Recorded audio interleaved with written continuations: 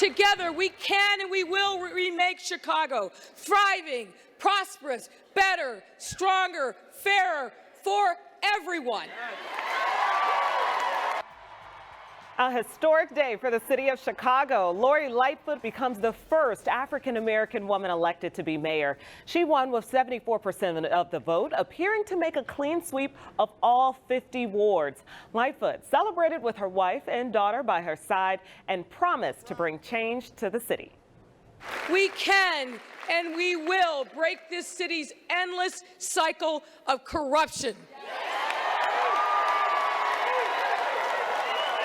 And never again, never, ever allow politicians to profit from elected positions.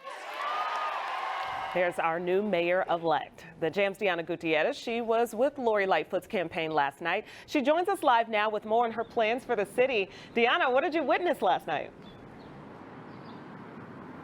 Hey, Felicia, good morning. Well, Lori Lightfoot led a strong campaign saying in with the new and out with the old political machine. Now, yesterday, her support was just so evident. She won all 50 wards, and it was so packed at the election party last night at the Hilton Hotel downtown that you couldn't even walk around. But her supporters say that she's the perfect person for this position, regardless of her sexual identity and race. She could have been a straight white man who said the exact same things, and I would have voted for them. But because she is who she is and she's honest about who she is and she's really grounded in herself as a person, I think she has a great foundation to lead the city. I've seen the tears of Lori Lightfoot supporters surrounded media cameras at the Hilton Hotel last night, cheering every time poll results flashed across the screen. Hundreds cheered because, as they said, they voted for change and received hope. A former federal prosecutor, Lori Lightfoot, took home the win, beating Toni Preckwinkle, the current president of the Cook County Board, by a landslide. Now, this makes Lightfoot the first African-American female elected as mayor, and it makes Chicago the largest city in the United States to be run by an openly gay mayor. By the end of the evening, Lightfoot had 74% of the vote, leaving Preckwinkle with 26%. In her victory speech, Lightfoot fought back some tears when she talked about her late father, but she asked everyone in the crowd to hold hands and said Chicago is a place where it doesn't matter who you love as long as you love with all your heart. Lightfoot will be sworn in on May 20th, taking over the post Rahm Emanuel has held for 8 years. Preckwinkle called this a hard-fought campaign and congratulated Lightfoot. Although this is not the outcome she wished, she says she's not disheartened and is now looking forward to the future. Hard-fought campaign. This may not be the outcome we wanted, but while I may be disappointed, I'm not disheartened.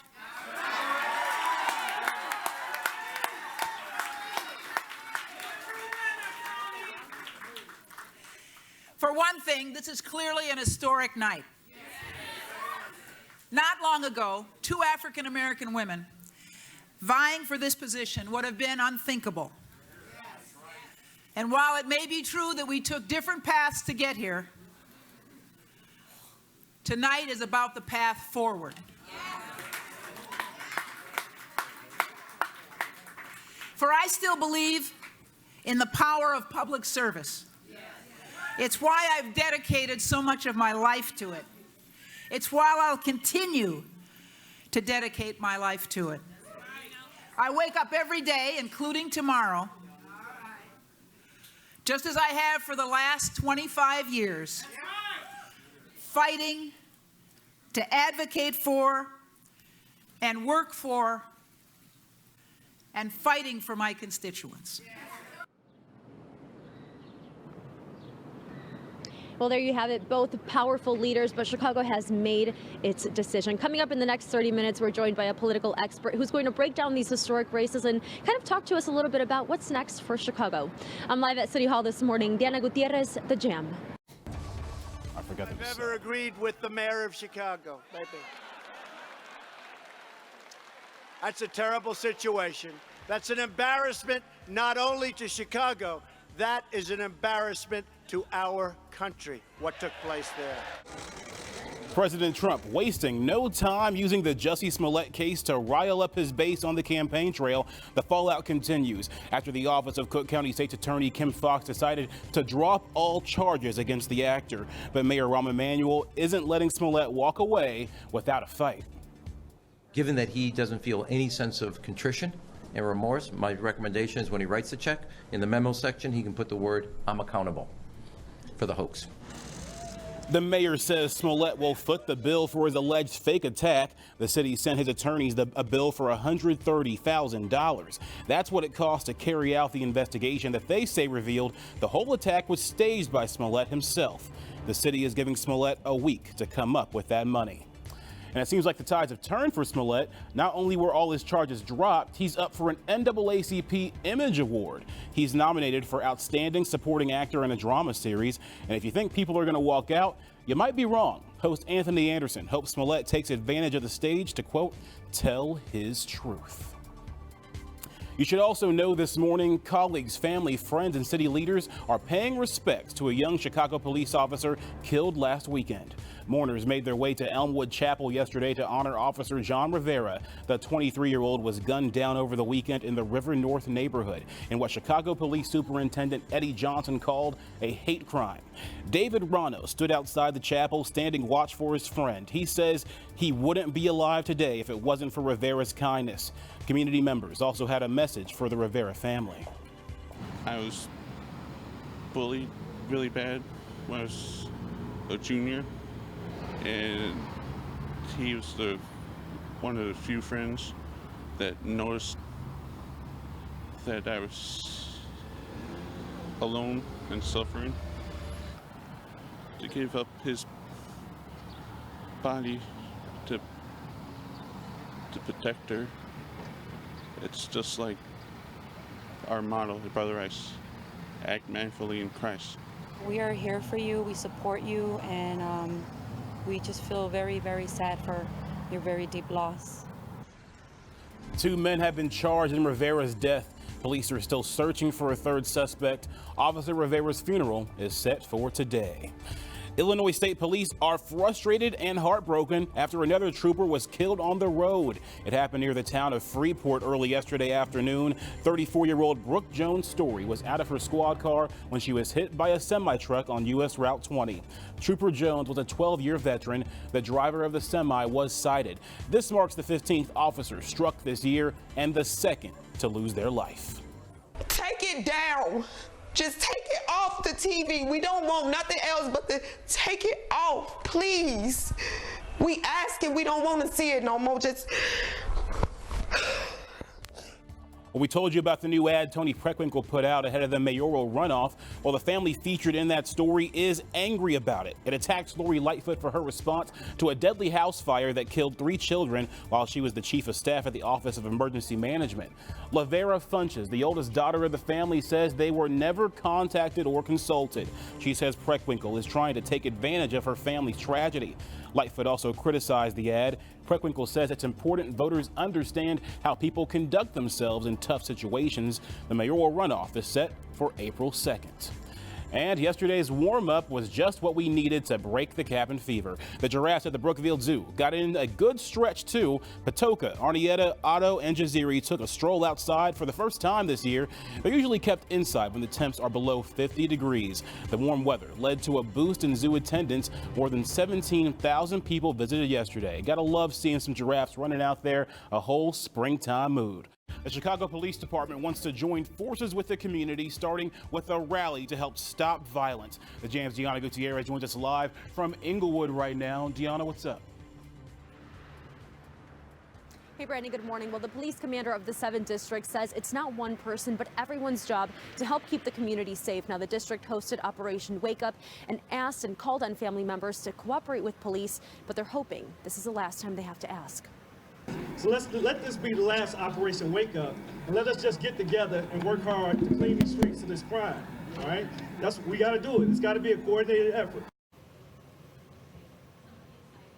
The officers that patrol the Englewood neighborhood have an open door policy. If community members have questions, they can ask them without fear or hesitation. Calls for peace were made on the same corner where 6 people, including 2 children, were shot at a baby shower last Saturday. Nearly 100 people showed up for the event, where Superintendent Eddie Johnson was visibly emotional as he issued a call of action saying this level of violence just isn't normal, and we cannot allow this to be the norm for our youth. Mayor Rahm Emanuel, also in attendance, visited the children who were shot at the baby shower, saying this is not who we are as a city. More than 24 people were shot over the weekend, and Johnson says the police cannot do this alone, and things need to change. But that change needs to come from both community members and city leaders. Alderman-elect Stephanie Coleman says she's disheartened. On her 4th day of being alderman-elect, she had to tell a family the community was praying for their 8-year-old son while he fought for his life. Near the end of the community rally, police officers, children, parents held hands, praying and hoping change will one day come to Englewood. And I promise you all, CPD will do everything that we can do. We're not perfect, but we're heading in the right direction, and we really head in the right direction with you all. Alderman-elect Coleman says children nowadays can get a gun easier than they can get a job. Coming up in the next hour, what you can do to help this community. I'm live in Englewood this morning. Diana Gutierrez, The Jam. All right, Deanna, thank you for that. Some more headlines this morning as Cook County State's Attorney Kim Foxx continues to be wrapped up in controversy surrounding the Jussie Smollett case. A Chicago family says she let their son's killer walk free. An ABC 7 I-team investigation revealed one of the men convicted in the death of 16-year-old Fenger High School student Darion Albert is back on the streets. Albert's death in 2009 ignited a national firestorm because it was caught on cell phone video. 4 teens were charged and convicted in connection with his death. One of the men was sentenced to 30 years.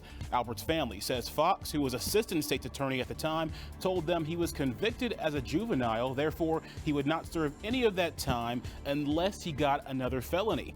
Well, in 2015, he ran from police, leading them on a chase, and was hit with another one. However, the family says they were told that the newly elected state's attorney, Kim Foxx, was dropping the charges. They call us down there and tell us that the state's attorney decided to not pursue the motion. The family says they reached out to Kim Foxx, but she never returned their calls. In a statement to the I-team, Foxx's office says it was not in the best interest of the state to pursue this case. And a ray of hope for Westlake Hospital in Melrose Park. A Cook County judge says it must stay open, at least until May 1st. It was set to close after Pipeline Health announced it would be shutting down operations for all their affiliates. The health network says they were losing $2 million a month. For now, it will remain open and staffed, though it is not accepting any new patients. Employees say it serves a large Black and Hispanic population and would be a huge loss for the area. We should not be spending precious tax dollars that comes out of the taxing authority of our schools, that comes out of the taxing authority of our parks and our waterways. We should not be spending those tax dollars on development handouts to wealthy developers that are going to make people rich. The Chicago Teachers Union making it clear they want the 78 and Lincoln Yards projects canceled.